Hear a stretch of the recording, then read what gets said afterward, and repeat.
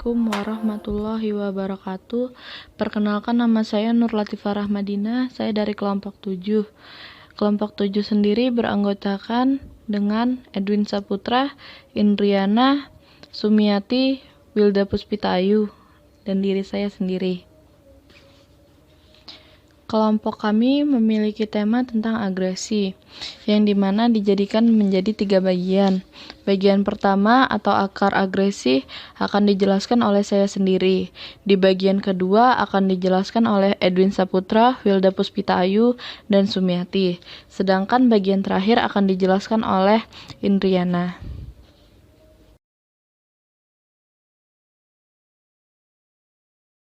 Isi dari agresi.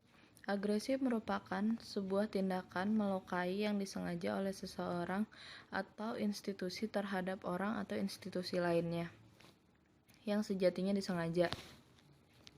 Pemicu yang umum dari agresi adalah ketika seseorang mengalami suatu kondisi emosi tertentu. Yang sering terlihat adalah emosi marah. Perasaan marah berlanjut pada keinginan untuk melampiaskannya dalam bentuk tertentu pada objek tertentu.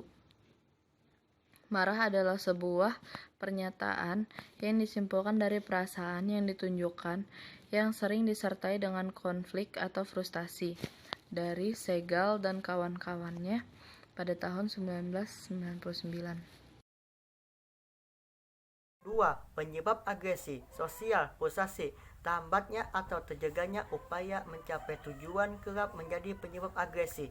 Provokasi verbal atau fisik. Manusia cenderung untuk membalas dengan derajat agresi yang sama atau sedikit lebih tinggi daripada yang terimanya atau balas dendam. Sombong, menyepelekan dan merendahkan sebagai ekspresi sikap arogan atau sombong adalah prediktor yang kuat bagi munculnya agresi. Alkohol. Kebanyakan hasil penelitian yang terkait dengan konsumsi alkohol menunjukkan kenaikan agresivitas. Personal. Pola tingkah laku berdasarkan kepribadian. Orang dengan tipe A cenderung lebih agresif dibandingkan dengan orang tipe B. Tipe A identik dengan karakter terburu-buru dan kompetitif, sedangkan tipe B bersikap sabar, kooperatif, non-kompetisi, dan non-agresif.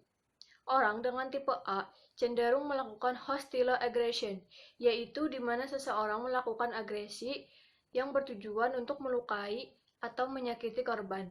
Sedangkan orang dengan tipe B cenderung melakukan instrumental aggression, yaitu di mana seseorang melakukan agresi karena adanya tujuan yang utama dan tidak ditujukan untuk melukai atau menyakiti korban. Hal lain yang perlu diperhatikan adalah adanya perbedaan jenis kelamin.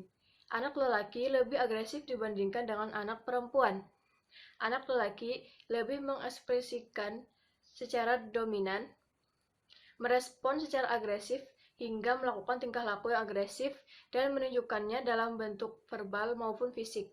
Sedangkan anak perempuan, agresivitasnya ditunjukkan secara tidak langsung, yaitu melalui penyebaran gosip maupun menolak atau menjauhi seseorang itu dalam pertemanannya. Kebudayaan. Salah satu penyebab agresi adalah faktor kebudayaan, di mana lingkungan berpengaruh terhadap tingkah laku. Lingkungan geografis juga menentukan tingkah laku seseorang.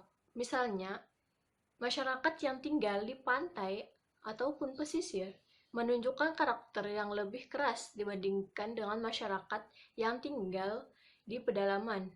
Nilai dan norma yang mendasari sikap dan tingkah laku dalam masyarakat juga berpengaruh terhadap agresivitas dalam satu kelompok.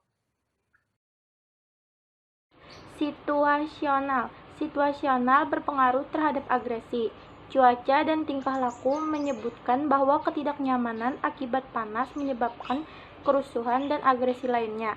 Kondisi cuaca yang panas lebih sering memunculkan aksi agresi. Sumber daya. Manusia senantiasa ingin memenuhi kebutuhannya. Daya dukung alam terhadap kebutuhan manusia tak selamanya mencukupi. Oleh karena itu, dibutuhkan upaya untuk memenuhinya.